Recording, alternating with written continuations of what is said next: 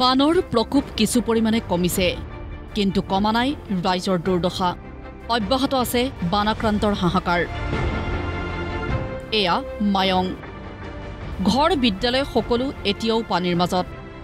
মৰিগাঁৱৰ 250খন গাঁও বানৰ কবলত ব্যাহত জনজীৱন এয়া তামাৰহাট গংগাধৰ নৈৰ বাঢ়নী পানীয়ে ছিঙি নিছে তামাৰহাট গাৰুপাৰা সংযোগী পথ ব্যাহত হৈ আছে বিদ্যুৎ সেৱা পানীৰ খুঁটে খহায়ে আছে মাটি ভেটি ঘৰ দুৱাৰ হেৰুৱাই সৰ্বশান্ত বহু লোক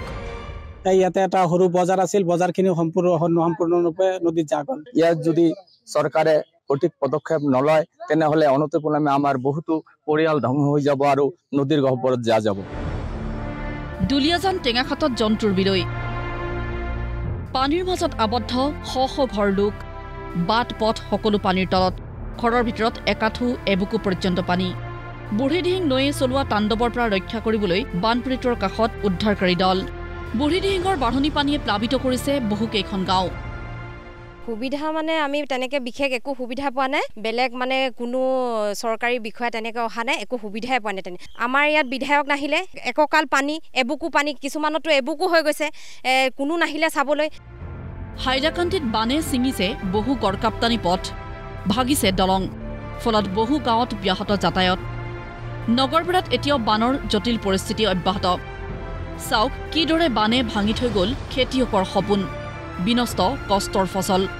ঘৰসমূহৰ বেছি অংশই পানীৰ তলত পানীৰ মাজত আবদ্ধ পশুধন পশুখাদ্যৰ অভাৱত বানপীড়িতই কৰিছে প্ৰতিবাদ কঠিন সময়খিনিত চৰকাৰৰ পৰা বিচাৰিছে কিছু সকাহ আমি দুখিত আমি মানুহক দুখ দিলে ইমান দুখ নাপাওঁ কিন্তু এই যিবিলাক হয়তো বোবা বস্তু এই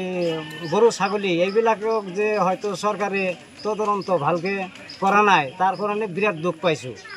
তাহাঁতৰ মুখ ফালে চালে যেতিয়া ঘাঁহ নোহোৱাকৈ থাকে তেতিয়া আমাৰে তাৰমানে বেয়া লাগে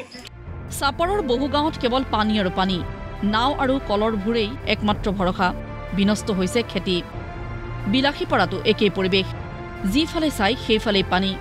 একাংশ সমাজকৰ্মীয়ে বানাক্ৰান্তৰ মাজত বিলাইছে সাহায্য সামগ্ৰী আজি মানুহে ৰান্ধি বাঢ়ি খোৱাৰ কিন্তু সুব্যৱস্থা নাই কেন্দ্ৰীয় চৰকাৰে পদক্ষেপ যেতিয়ালৈকে গ্ৰহণ নকৰিব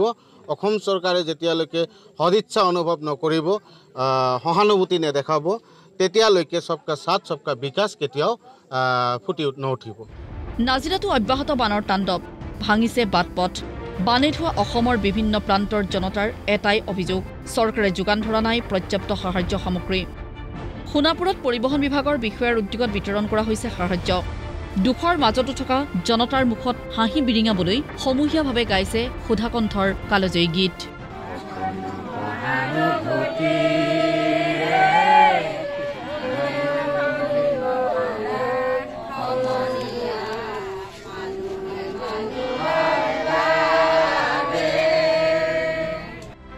ব্যুৰো ৰিপৰ্ট প্ৰতিদিন টাইম